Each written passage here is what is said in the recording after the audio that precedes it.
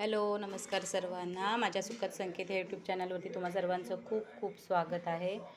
तर फायनली आज रूमवरती पोचलो टाउनशिपमध्ये. तर आता ही बेग काढते मी आगोटची, म्हणजेच ठेवणीचा जिन्नस जो मला आईने दिला होता आणि सासूबाईंनी. तर आईकडून हे बांगडे आलेले आहेत, सुके बांगडे आहेत हे आमच्या शिरोड्याच्या बाजारामध्ये घेतलेले. त्यानंतर ही इथं सुकट आहे, ही सौंदाळ्याची बारीक सुकट आहे, ती लोकल म्हणजे साखरप्यामध्येच घेतली. आणि ही गावावरून आईने येताना बांगडे आणले. सावंतवाडी, आसगाव, शिरोडा. बहुतेक जणांना माहिती आहे आमचं गाव. आणि इथे तिथलेच लोकल शिरोड्याचे हे पप्पांनी मला काजू विकत घेऊन दिलेले आहेत. माझी एक काकी जाते तिथे कारखान्यामध्ये, तर तिच्याकडून हे काजूगर आहेत घेतलेले. त्यानंतर इथे हे घरचं गावठी खोबरं आहे, आईने स्वतः सुकवलं आहे वाट्या ह्या. म्हणजे माझ्या माहेरचंच घरचं आहे हे.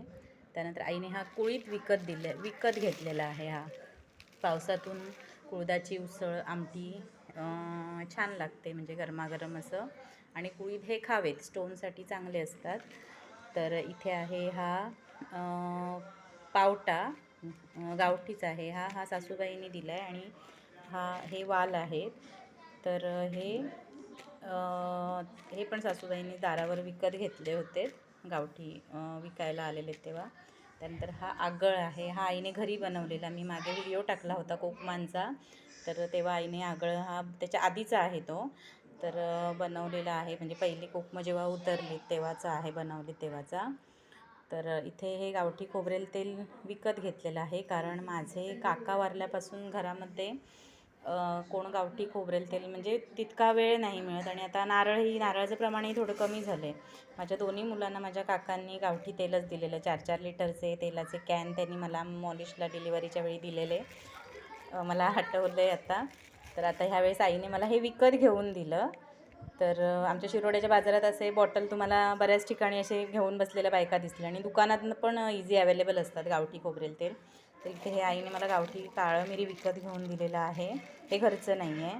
त्यानंतर हे पण शिरोड्याच्याच बाजारातलं आहे, तिरफळं आहेत ही.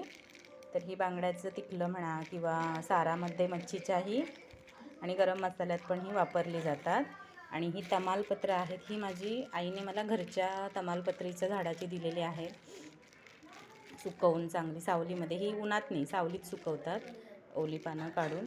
आणि ही इथं दालचिनी तिने मला आमच्या आसगावमध्ये म्हणजे शिरोड्या तिकडून येताना आणलेली आहे. ही पण गावठी आहे, म्हणजे लोकल उत्पादन घेतलं जातं आमच्या तिकडे.